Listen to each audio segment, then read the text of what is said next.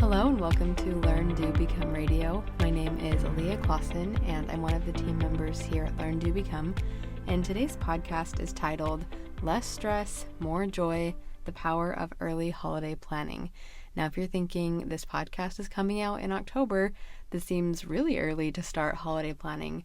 Well, we personally believe no matter what holidays you're celebrating, no matter when it feels like that official holiday deadline will reach down the road, later in the year or at the start of the new year, that there's no harm in getting ahead of the planning and that it actually can make the holiday season feel so much more light and less stressful and more full of just the light and joy and enjoyment of the holidays that we all ultimately want to get, right?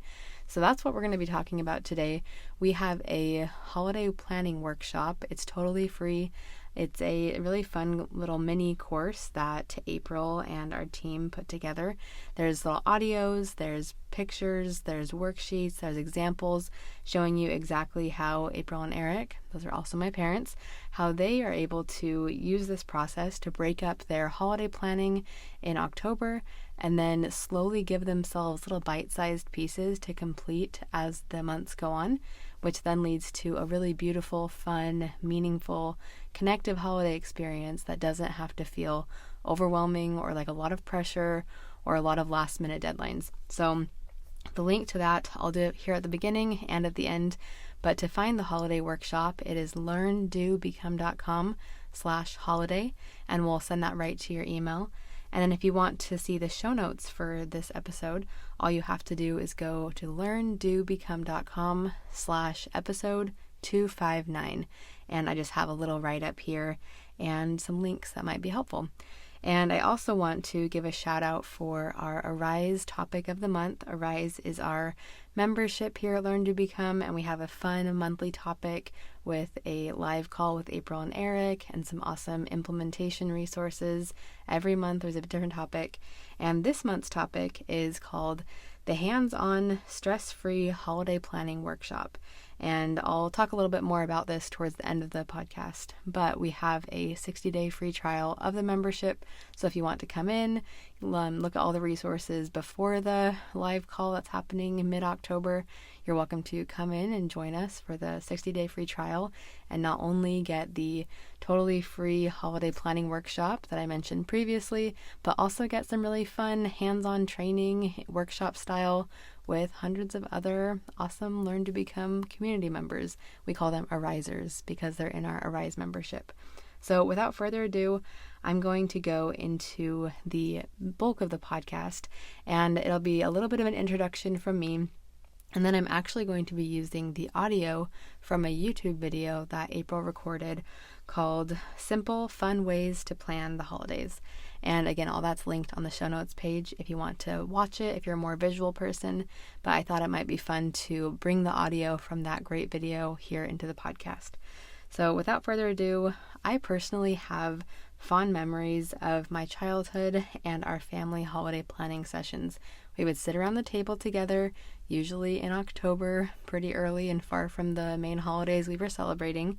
But we'd get out this big piece of paper and we'd talk about our why for the holiday. And we'd figure out, what do we want to feel this holiday season? What do we want to be true by the end of it? Do we want to become closer as a family? Do we want to become better at making fun recipes for the holiday? Do we want to include certain kinds of service for our holiday break? We'd really figure out the why and the purpose behind what we wanted to do and how we wanted to celebrate. And then we would create a brainstorm together.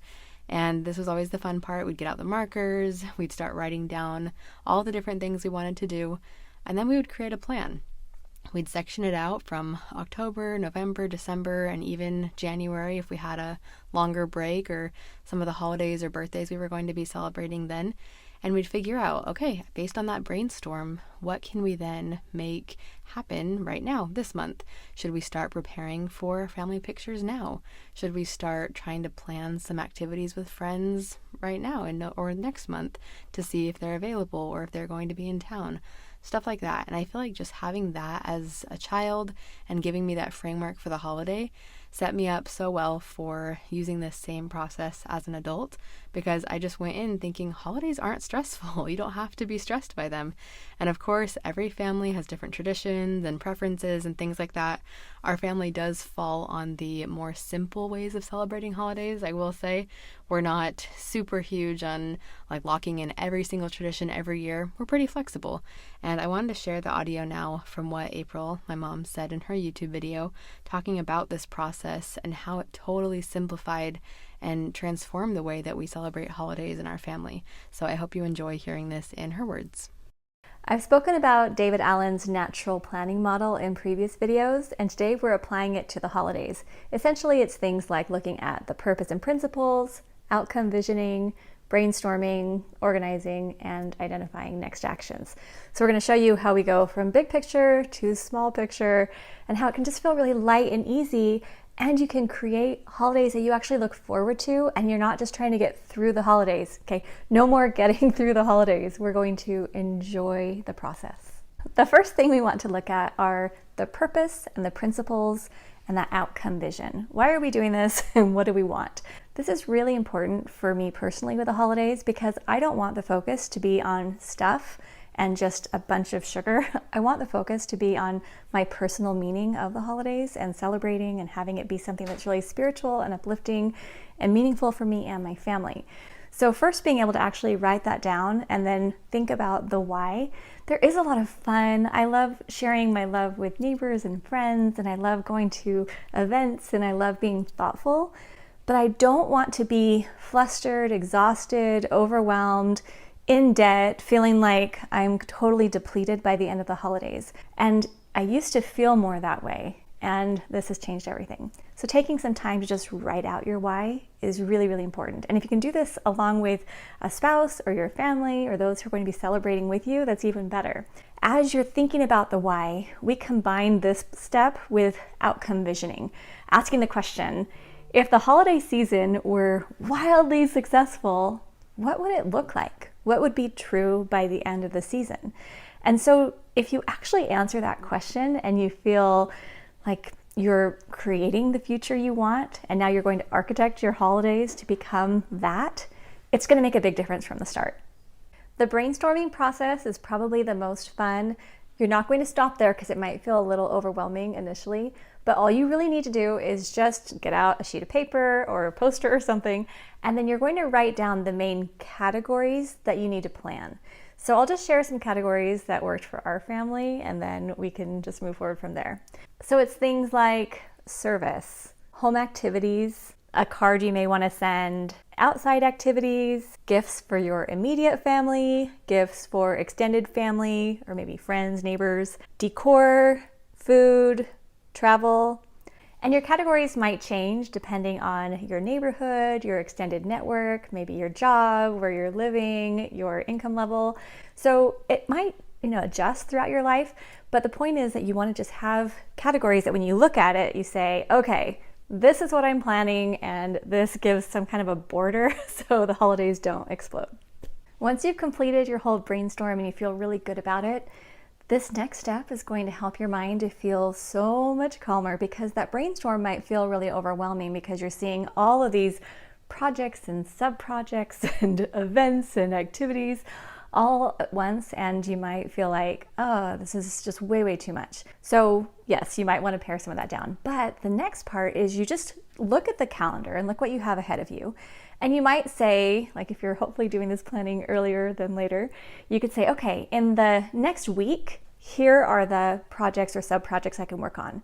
Then after those are done, now we're going to go to this next set. So for me personally, I usually do something like early November, or right before Thanksgiving, or after Thanksgiving, or early December. Sometimes I even move some things and do them early in October. It just depends on my specific season. But what I've noticed is that when you can take the brainstorm and make projects and sub-projects and put them on little sticky notes and just move them around, now you can see, oh yeah, I don't even have to think about these 5 things until this date. Or, oh, I could do all of my shopping way in advance, and so I can get that done before we even get into November, and I'm done with that. And then I can focus more on being present at maybe some of the events where we're traveling. And so the point is that when you know how to just take a big brainstorm and make it into very tangible projects and sub-projects, now that gives your brain a lift. And I've heard from multiple people over the years who just say, oh my goodness, this kept me from going over the edge, because I even created a list of things to do after the holidays. So as new ideas were coming in, they've got an after the holiday list, and I'll think about those things then. The secret to having a calm mind is not to put thousands of things into your brain all at the same time that all need to be processed. So while we're going through the purpose and the outcome and the brainstorming and now this organizing, you're telling your brain at every step, you can do these small things and they're going to impact the big picture.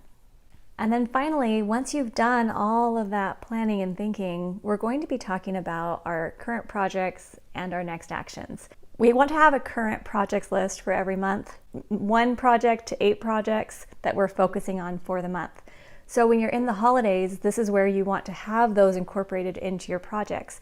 What most people do is they just throw the holidays on top of what they're already doing, and then that's why they feel overwhelmed. That's how I was, and I'm sure you've probably felt that as well.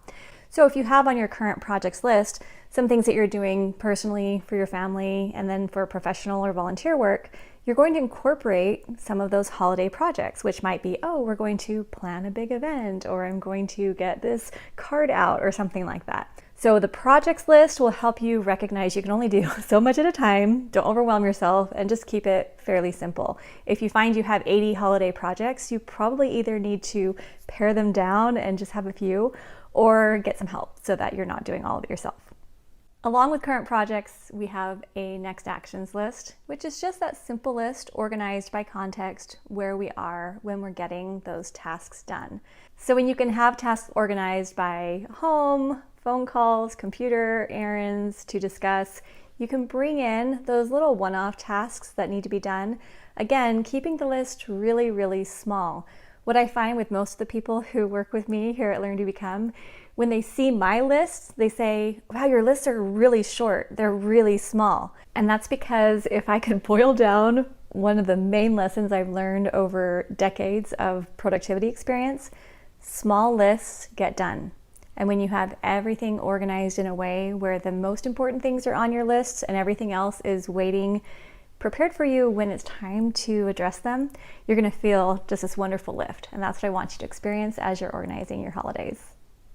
I hope that these ideas have been helpful to you, and I hope that you're looking forward to the holidays, whether you're trying to do this just like the day before or the week before, or you've got, several weeks and months to prep.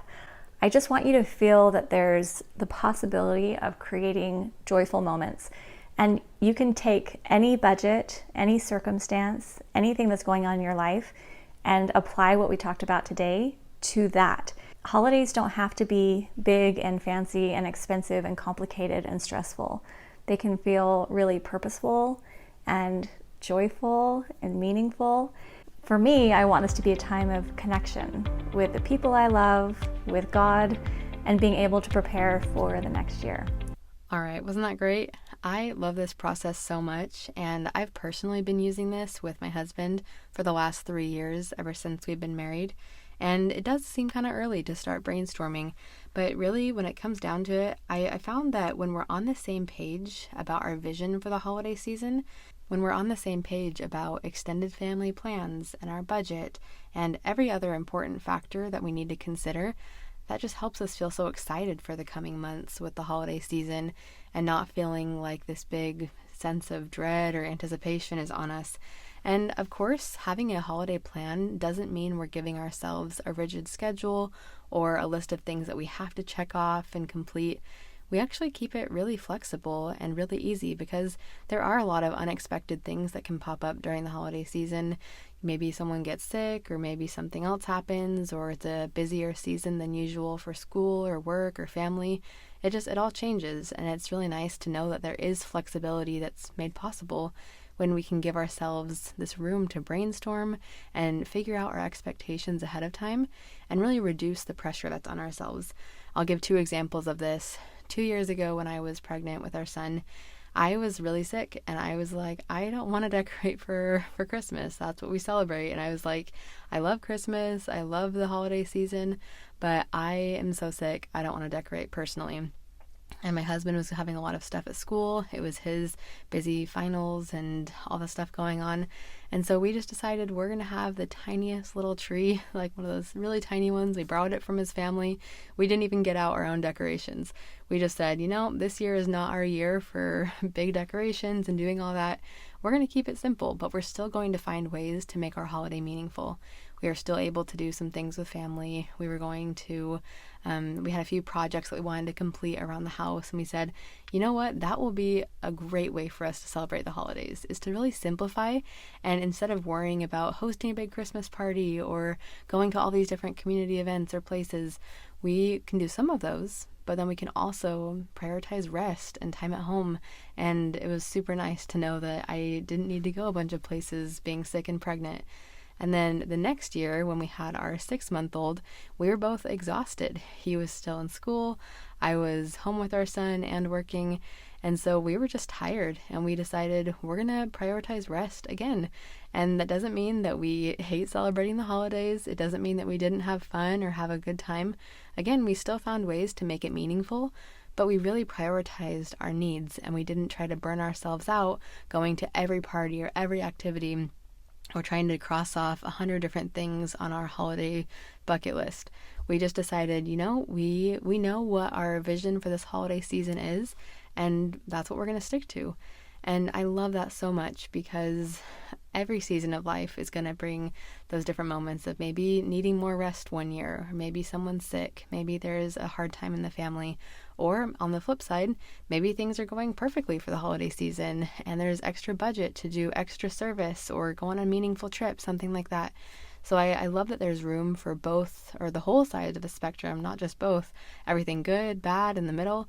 There's ways to make the holidays exciting and low stress and really, again, I keep saying meaningful, but truly that's what it is. Because I don't look back on the past 3 years, especially that we've been married, with any resentment or frustration or stress. Of course, there were things that we could have added on. And there's always we could have done that, or that would have been fun. But in the moment, we chose to simplify, and we chose to use the principles from the holiday planning workshop to make it something that worked best for us. And I love that. So I want to end with the links that you can find also on our show notes page. But if you want to go to any of these links straight from the podcast, you can find the show notes at LearnDoBecome.com/episode 259. And then if you want to go right to the holiday workshop where we can send that to your email, it's LearnDoBecome.com/holiday. And then if you'd like to come into our Rise membership with our free 60-day trial and be part of our fun October 2024 theme of the month with the workshop and all the fun resources, you can find all the details at LearnDoBecome.com/arise.